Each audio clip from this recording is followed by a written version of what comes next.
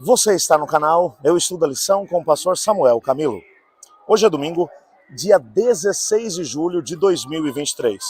Você já sabe que nessa semana eu estou gravando a lição a partir aqui do Campuri de Desbravadores, Fé Invencível, o Campuri da União Central Brasileira, um Campuri onde estão reunidas cerca de 26 mil pessoas, 26 mil desbravadores.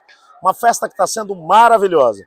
Para eu conseguir encontrar um pouquinho de espaço, um pouquinho de tranquilidade para poder estudar a lição com você, eu subi aqui no alto do portal da Associação Paulistana, um portal que nós construímos a partir de madeira e sisal, apenas com amarrações, um portal com 7 metros de altura, 3 patamares.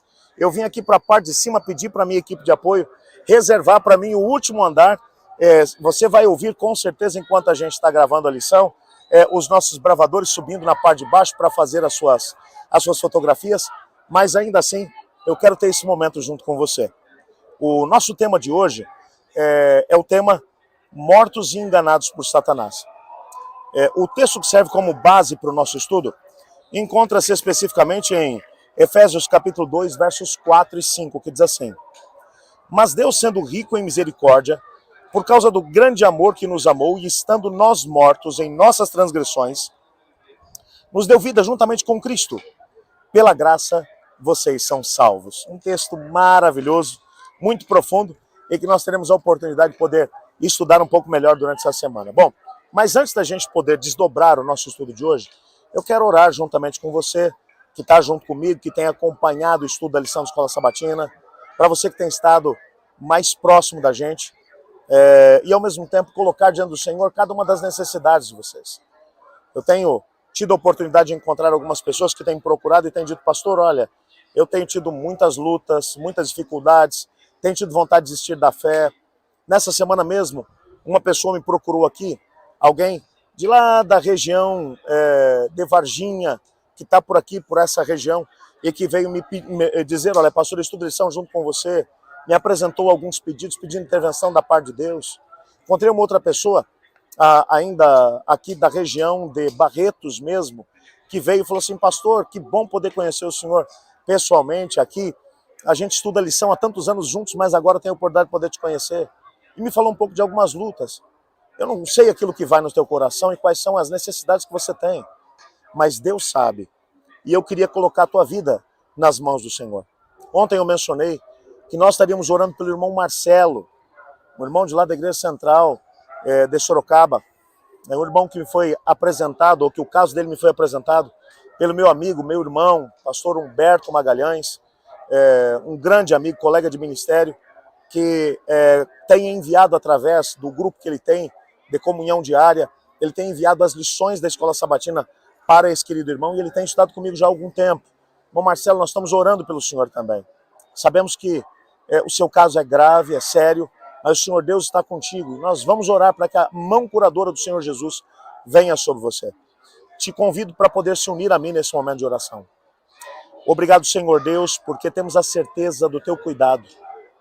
Na lição dessa semana, o texto que estamos estudando menciona que pela graça nós somos salvos. É pela graça do Senhor que alcançamos as bênçãos, não é porque merecemos. Por isso colocamos diante do Senhor cada uma das necessidades que temos, na certeza de que o Senhor vai ouvir cada pedido e vai responder de acordo com a tua vontade. Pai, por favor, tenha misericórdia de nós e ajuda-nos a viver esse momento contigo. Por favor, colocamos cada pedido nas suas mãos, cada um dos que mencionamos aqui, bem como os demais que estão na nossa comunidade de oração. E te pedimos, por favor, Senhor, intervém na vida de cada um deles. Oramos também pelos 26 mil desbravadores acampados aqui em Barretos, que cada um deles possa ser cuidado pelo Senhor. E ajuda-nos a entender agora o estudo da tua palavra, pois é em nome de Jesus que oramos, amém. Muito bem. Quando nós olhamos aqui para a história dos Efésios, já no capítulo 1 o apóstolo Paulo havia falado sobre a história deles, tentando relembrá-los de que não eram eles que tinham escolhido a Deus, que Deus os havia escolhido mesmo antes que eles sequer tivessem a possibilidade de entender que Deus existia. Deus já pensava neles. Mais do que isso, o texto também, lá do capítulo 1, nos mostra que Cristo, além de tê-los escolhido, havia colocado seu Espírito Santo à disposição deles, Porque no momento em que haviam se entregado a Cristo Jesus, o Espírito Santo de Deus havia passado a viver dentro deles. E uma vez que havia passado a viver dentro deles, agora o Espírito Santo faria com que todos os recursos que eles precisavam para poder viver na presença de Deus e alcançar as diversas bênçãos que o Senhor Deus tinha para eles, e ao mesmo tempo cumprir a missão que Deus tinha para eles, que eles conseguiriam isso tudo através do Espírito Santo vivendo neles e através deles. Mas lá no finalzinho do capítulo 1, o apóstolo Paulo ainda mencionou: qual é o propósito de Deus para vocês? Vocês são o corpo de Cristo e Cristo é a cabeça. Quando Cristo ele dirige vocês, vocês como corpo dele, vocês continuarão fazendo as mesmas obras que ele fez. Através de vocês ele vai continuar agindo, ele vai continuar ensinando, ele vai continuar salvando, ele vai continuar redimindo, ele vai continuar resgatando, ele vai continuar agindo como ele agiu quando esteve caminhando pelas estradas poeirentas lá de Israel. O que Paulo está dizendo é que como corpo de Cristo, nós podemos juntos continuar o trabalho que Cristo desenvolveu enquanto esteve aqui. Mais do que isso. Agora no capítulo 2, ele vai relembrá-los de como era a vida deles antes que eles se encontrassem com Jesus. Paulo vai mostrar que eles eram escravos, que o inimigo os havia escravizado, que eles eram escravos dos seus pecados, que eles eram escravos dos seus desejos pecaminosos, que o inimigo, através desses desejos fortes e pecaminosos, estava fazendo com que eles, de alguma forma, acabassem seguindo por um caminho de perdição, de vida eterna, e que isso estava fazendo com que a vida deles, com que a experiência deles, como seres humanos, nós nem estamos falando aqui agora de indivíduos religiosos, porque eles eram religiosos, mas numa perspectiva pagã. Adoravam deuses, viviam numa experiência ocultista, mas agora Deus vai dizer para eles o seguinte: olha, é o seguinte, meus amigos, vocês estavam vivendo como escravos do inimigo. Então vocês não tinham a felicidade no casamento de vocês, nos relacionamentos interpessoais. Vocês, apesar de alguns de vocês terem até uma boa condição financeira, mas não conseguiam experimentar o preenchimento do coração de vocês. Sempre faltava alguma coisa. E isso eram indícios de que vocês eram escravos do pecado e, por tabela, do inimigo das nossas almas.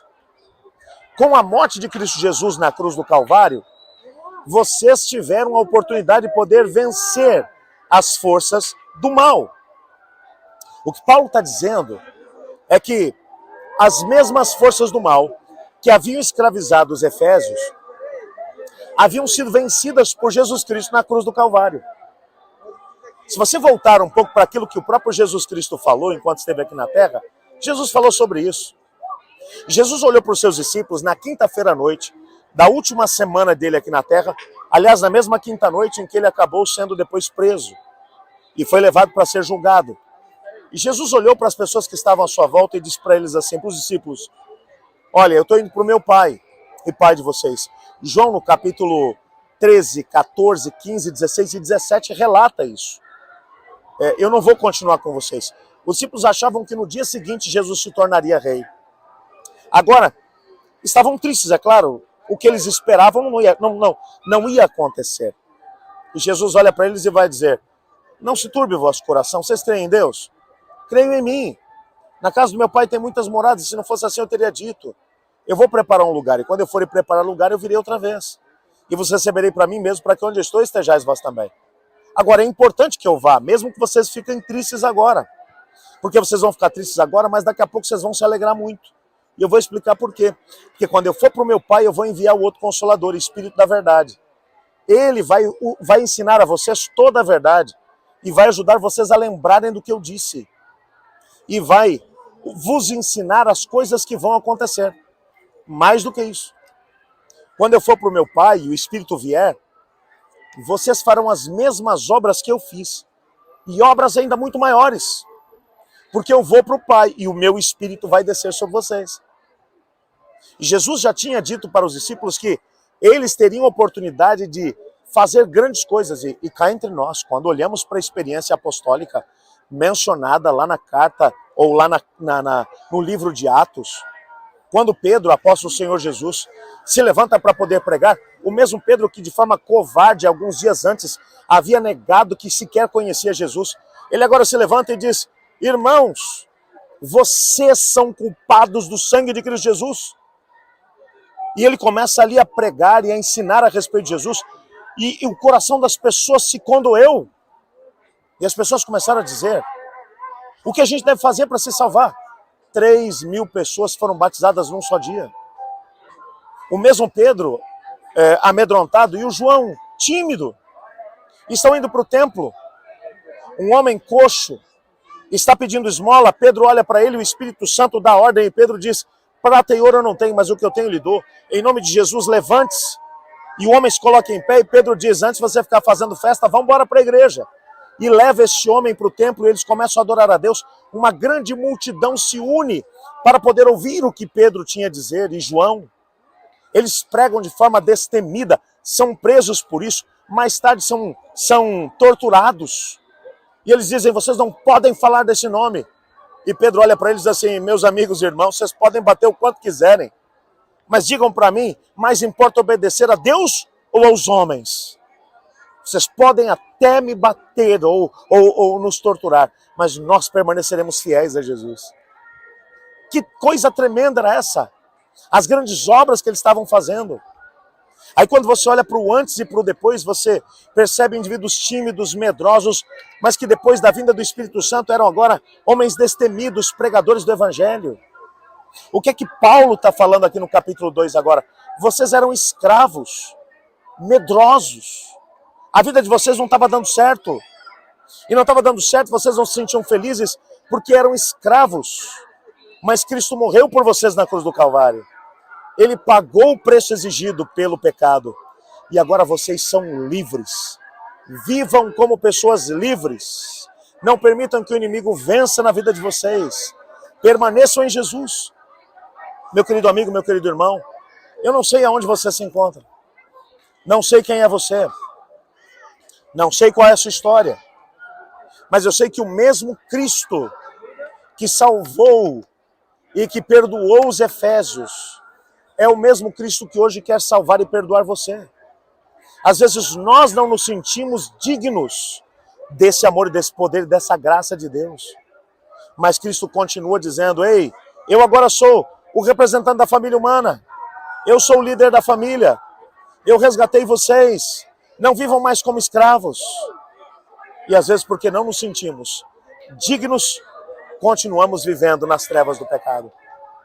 Nessa semana, enquanto estou aqui em Barretos, eu conheci um rapaz, quem sabe mais adiante eu vou contar o nome dele para vocês.